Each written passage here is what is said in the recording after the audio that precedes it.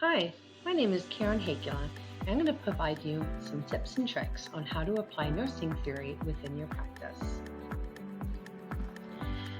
As a new graduate in nursing, there's a lot of responsibility and things to think about when you're working. We have our documentation and our patient care and our assessments, and we also need to give medications. But wait a minute, what does nursing theory fall into this, and how can I apply it for my practice? Now, when you're thinking about how nursing theory affects our practice, you can't forget about the nursing praxis. This is the reciprocal relationship of theory and practice and has three core dimensions. There's the being, which is who we are, both personal and professional. The knowing, what constitutes knowledge in nursing and how we know. And the doing, what constitutes the doing or the practice and how we do it. Let's take Barbara Casper's fundamental patterns of knowing, for instance. These ways of knowing make up the core knowledge, judgment, deep meaning, and reflective elements behind what we know and how we know it. Although separately, they may be more difficult to define instances of applying this theory, these ways of knowing are actually interconnected and work in concert with each other to make up a full picture of what we know, which in turn affects what we do. Now, if you think of a time that you are providing patient care, you are not only going through the motions of completing the task, but actually applying your knowledge to complete it safely while considering your patient's comfort, connecting with them on a deeper level, and thinking of your moral responsibilities while caring for a vulnerable person. This leads to a therapeutic environment, and this experience will in turn affect our future interactions. As you can see, you are applying theory through your thought process and actions without directly breaking down each element while it happens. Some theories do, however, require some planning and conscious thinking. Let's look next at Hilgard Peplow's nurse-client relationship theory. As you may remember from your studies, Peplow was the first to introduce the concept of psychodynamic nursing, which focuses on nurses reflecting on their own behavior in order to help others to identify perceived difficulties. This is fundamental in the building of a client-nurse relationship that we use every day. When we want to create change, the nurse-patient relationship breaks down the framework into three phases used today, which help us think about the steps in change behavior and helps us anticipate and support the process.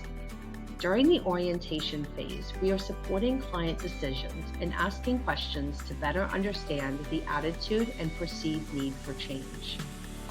We start as a stranger, but as this starts to build, the nurse-client relationship carries into the working phase, where we counsel clients and assist in problem-solving alternatives as they move towards change. The final phase, or resolution phase, shows us breaking away from the client as they move towards independence. We can also evaluate the situation based on the goals and whether or not they were met. When we're applying Peplow's theory within our practice, we are playing different roles during the course of our interactions, which can either promote or hinder the client's ability to reach independence. As a nurse, we need to reflect on our impact and behaviors that contribute to the patient's perceived ability of support and value. Each interaction has an impact in how they see us and how they respond to future situations, so it's important that we contribute positively with each experience and embrace each role within the nurse-client relationship. Now that we've taken a look at a couple of grand theories which define and describe nursing with the focus on being, knowing, and doing, let's take a look at a middle range theory which gives us the practice level day-to-day theory that applies to a specific concept or environment. Rosanna Lowson's theory of technological competencies as caring and nursing is a good example of how we can apply theory while using technology, which is growing in nursing every day. There's barcode scanners, monitoring systems, diagnostic tools, and communication devices that are all examples of how using technology to continuously know the person in the moment. Lowson creates a synergy between technology and caring as we use it to know the person in that moment, but warns of the risks of depersonalization and barriers that can create, especially in technology-dense areas.